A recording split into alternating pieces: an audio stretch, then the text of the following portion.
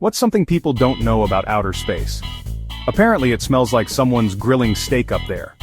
Yeah, space has its own mysterious aroma. When astronauts return from a spacewalk, their suits and gear carry this odd smell, like seared steak, hot metal, or even welding fumes. Scientists think it's caused by high-energy atoms in space mixing with oxygen once they're back in the airlock.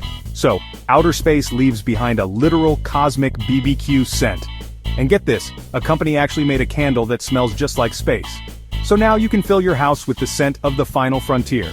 Would you light a space steak candle? Comment yes or no.